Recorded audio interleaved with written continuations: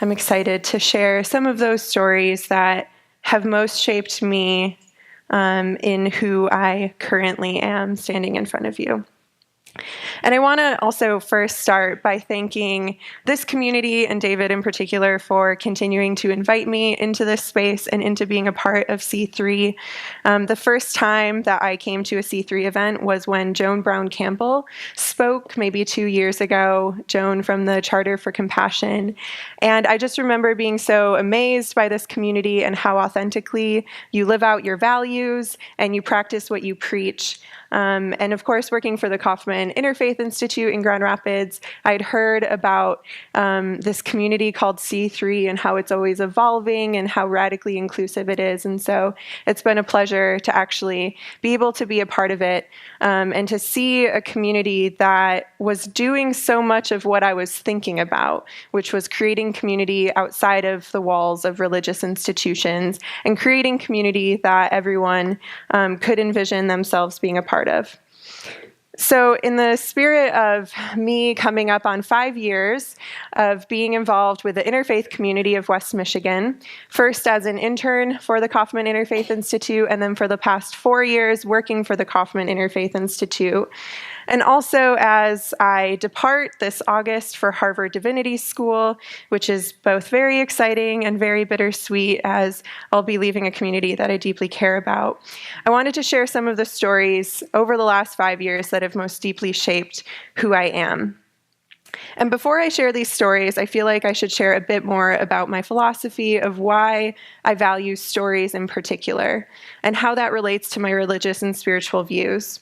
Particularly as someone who's non-religious and as what Pew Research has dubbed a none, N-O-N-E, a totally lacking category because it just defines us by what we are not. We are none of the above. We are not religious. We don't ascribe to a particular institution. But because of that, because of my identity as a non-religious person, my beliefs and my values have been based primarily off of the people that I cross paths with, whether it's in my community, in the books that I read, or in the stories that I hear, both from individuals and from communities. And so when I was 14, I was raised in the Catholic tradition, and when I was 14, I left, at least emotionally and spiritually, the religious home that I was raised in. And so I started to create this hodgepodge of what I wanted to piece together for myself as someone coming into my identity. And I based this new identity based on my surroundings, what I was reading, what I was learning about in classes, and what I was perceiving. And the first idea that really stood out to me came from a book by Carl Sagan called The Varieties of Scientific Experience. I think I only got as far as the introduction in that book, but the introduction just blew my mind as a 14-year-old. And the idea that has stuck with me ever since, the quote is, "By far the best way I know to engage the religious sensibility, the sense of awe, is to look up on a clear night. I believe that it is very difficult to know who we are until we understand where and when we are. I think everyone in every culture has felt a sense of awe and wonder looking up at the night sky." So growing up in Muskegon, not too far from here, I spent a great deal of my time on the beach admiring the vastness of Lake Michigan and the sand dunes. And this idea that Carl Sagan was expressing was something I could easily connect to, an easy spiritual connection for my secular worldview.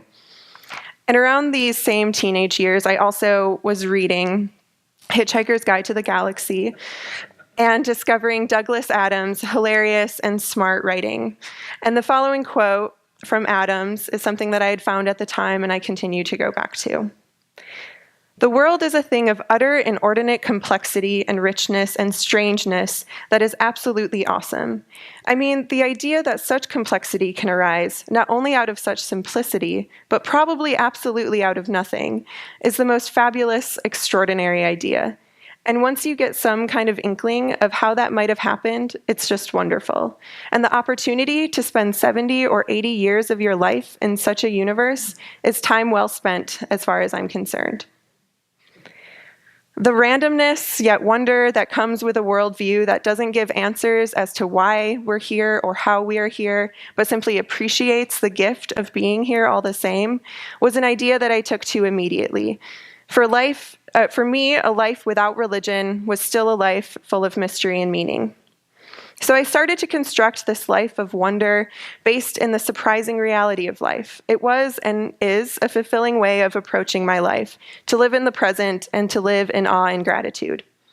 But when I moved to Grand Rapids to begin my work with the Kaufman Interfaith Institute, I started to get to know folks who found that same sense of meaning and that same inspiration, but from their traditions, from the traditions that spanned thousands of years, have traveled thousands of miles, and have impacted billions of people.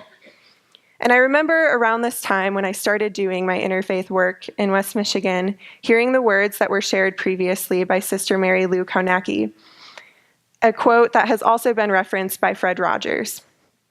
So she said, "Engrave this upon your heart. There isn't anyone you couldn't love once you heard their story." And it certainly was true. Every person I met in West Michigan and Grand Rapids, every story I heard, I fell in love with their faith and with their spiritual grounding. I experienced what Krister Stendahl called holy envy, the recognition of something so beautiful in another person's tradition that you wish to reflect it in your own tradition. And this led to several, what I called, somewhat jokingly and somewhat seriously, spiritual crises. I think every 6 months or so, I would call or text friends telling them that I think I'm Christian again, or someone I met from the Sikh faith just made everything make complete sense to me. And I lived in this state of constantly being changed by the people around me. And that has continued for the years that I've been doing interfaith, but I've stopped considering them crises.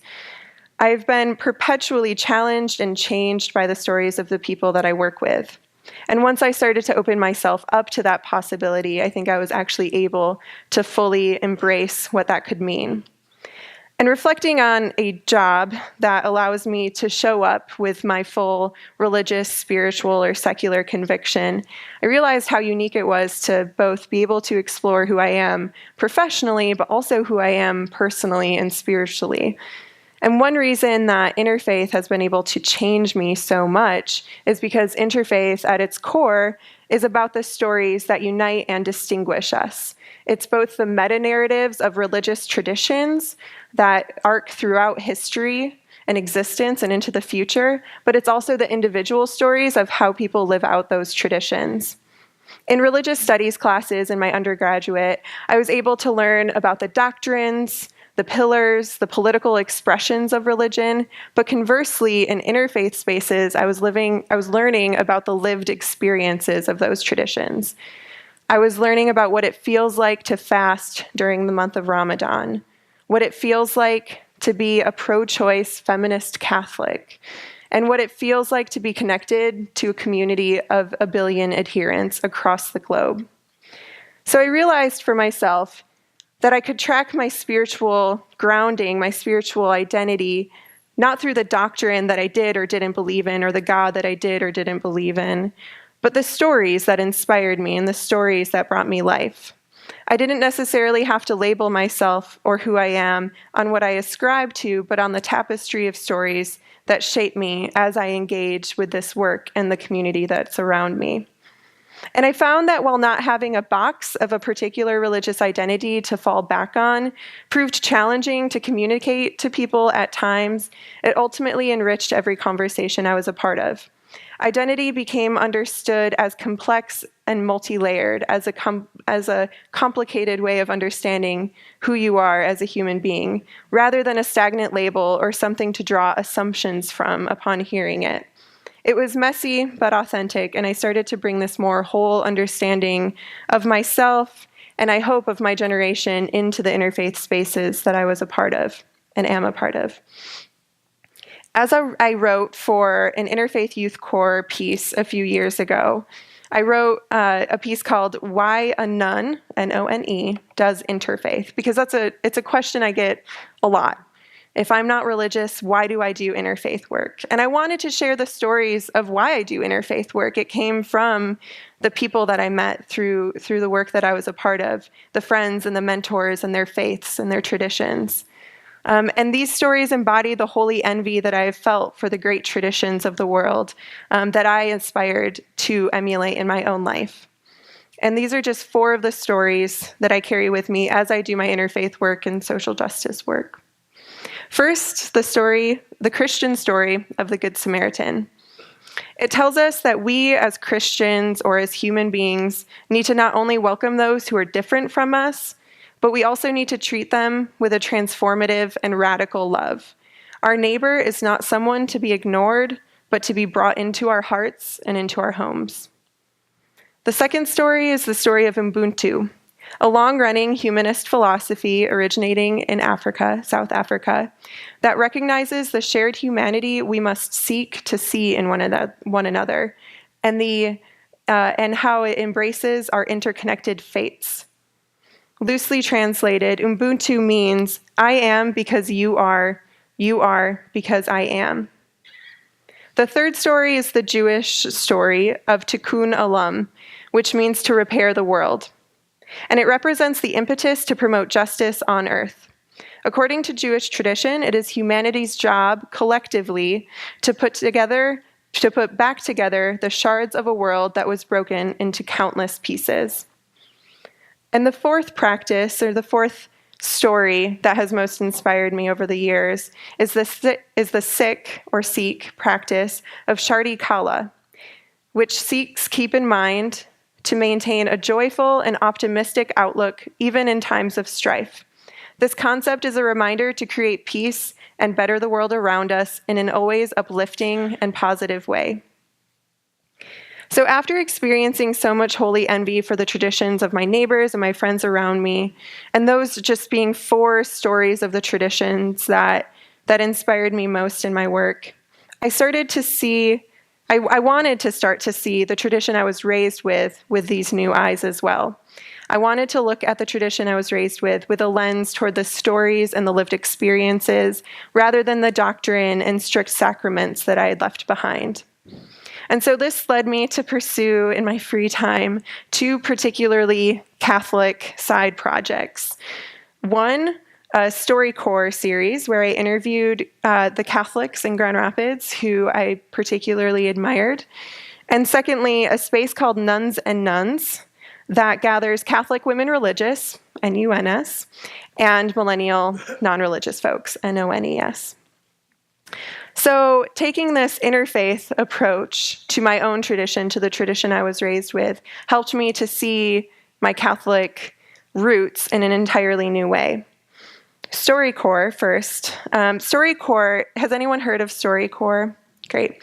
So it's a public radio-based storytelling initiative where in recording booths or on smartphones across the country, anyone can, from loved ones to strangers, can interview one another, upload it to the StoryCorps app or website, and have it archived forever in the Library of Congress.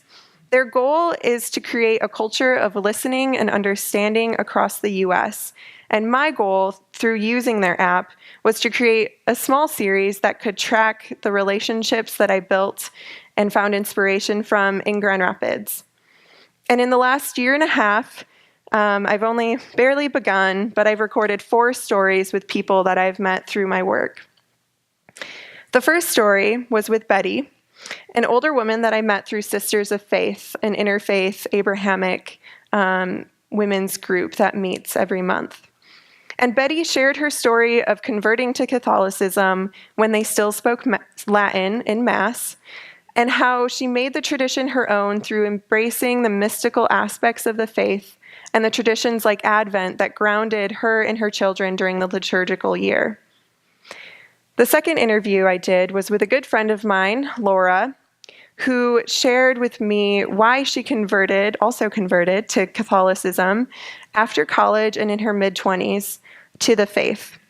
And she did so not despite, but because of her feminist values. She found inspiration in figures like Dorothy Day and Thomas Merton, who committed their lives to promoting justice.